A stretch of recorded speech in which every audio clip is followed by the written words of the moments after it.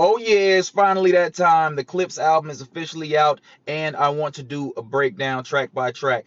This is the first video where I guess just overall my thoughts on the album are masterpiece, fire, amazing. It was everything that I hoped it would be, and then some. It hit from angles that I never saw coming, which for a group who has consistently carved a very specific niche sound is a feat. Also, y'all remember that video I did that went super duper viral? Like Snoop Dogg reposted it, like, you know, Killer Mike was in the comments, Bubba Sparks, like all of hip hop veterans were in the comments. Yeah, I told you so. I told you so. That's all I'm gonna say is I told you so.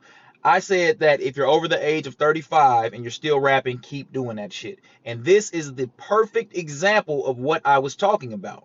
Yes, if you haven't heard the new Clipse album, Let God Sort Them Out, it's exactly what I was referencing. This album is OGs moving, sounding, looking like OGs in the way that OGs are supposed to age. Yeah, for sure. The subject matter on this album is what we would expect from the Clipse, but at the same time, there's progression, there's growth. And man, for Malice to not have been rapping for the last 15 years, or I guess clearly he's still been rapping. We ain't gonna say that he ain't been rapping. Clearly that man has still been rapping, because not only does he not miss a beat, he's gotten doper and more refined over time. So he was clearly at the crib still barring up. We just wasn't hearing it because whoo, what? Yeah, yeah. So the dynamic of the brothers, for those that don't know, I mean, if you don't know, if you know, you know. All right, we're not even going into all that. If you know about the Clipse, you know. The dynamic of the brothers becomes more evident than ever on this album. You have Pusha T, who is clearly the little brother because of the gravity that Malice provides whenever you hear Push next to Malice, if that makes any sense. And you can also tell that Malice is the big brother because of the skill set. Like if they're doing a song, they're gonna say, all right, we're gonna use this rhyme scheme and pattern, and we're both gonna do it, right? But when it gets to Malice's verse, there will be a clear distinction. There will be a clear distinction, because where Push might take a break on rhyming one or two syllables but still keep the pattern going, Malice doesn't take a break on that syllable. He's hitting every single one. So you got like double rhymes going on through verses. You got whole 16s where they stick to the same rhyme pattern. Like, this is very elite technical rap, but it's easy to not peep how crazy it is because of the presentation. Their presentation is always so conversational and laid back. It's masterfully done. Not to mention Pharrell. Pharrell, dog. We've already known NERD Pharrell. We've already known Neptune's Pharrell. We know the Happy Era Pharrell. The beats on this though, the beats on this, bro. The beats on this are different. Whew. These beats are mean.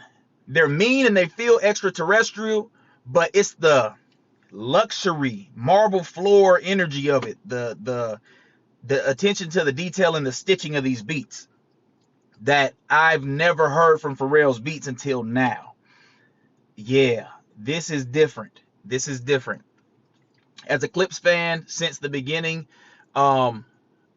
you know, if you're watching this, you're probably a Clipse fan too. You know that we've always taken pride in our little secret society of coolness. You know what I mean? Clipse know that their fans are the people who are the early adopters. We get on the cool shit before everybody else. We stand by our sense of taste and our sense of curation.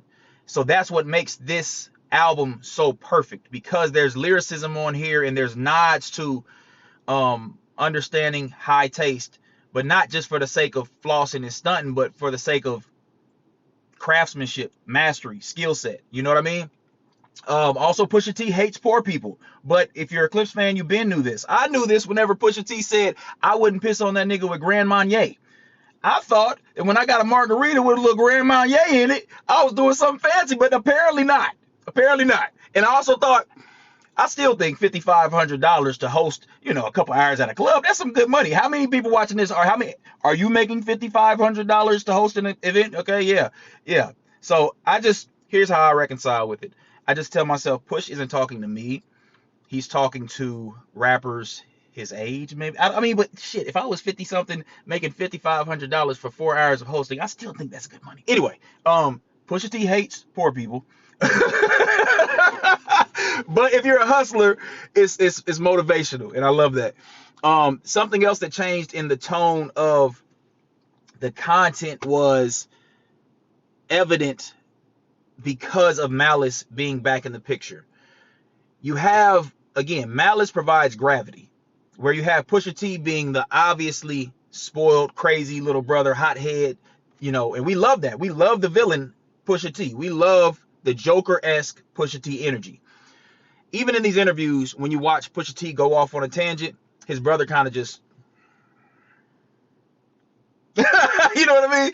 His brother lets him go. You know what I'm saying? Like he's rocking with his brother no matter what. But as a big brother, I know that. You know what I'm saying? I know that energy where it's like, it's my brother. He's doing what my brother does, and I'm not going to say anything, even though Malice's mission statement is far more human.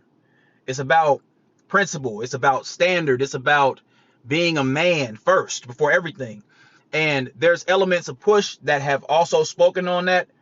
But there's pettiness to Push. Whereas with Malice, there's a level of sincerity. And it's not just a sincerity for the sake of this album. It's a sincerity that you can look back for the past 15 years and understand, no, this man is dead serious about this. This rap thing doesn't mean as much to him as it does most rappers. This is about brotherhood. This is about family and legacy. So I love that. I love hearing grown men rap from grown men. Thank you. Again, if you're over the age of 35 and you're nice and you're still rapping, please keep rapping. So amazing album. This is just my overall, don't even want to say review, because I have no real critiques for this album, because it delivered in every way that I wanted it to deliver, in addition to ways that I never saw it coming. Yeah, so after this, I'm going to do track by track, my favorite moments of each track, and what stood out about it to me. So Clipsters, or people who just like high level MCing, good beats, people that have taste, people who know cool shit when they hear it, who like good shit. Tune in, follow me for more, like, and get ready for this series of Let God Sort Them Out. Yeah, for sure. Well.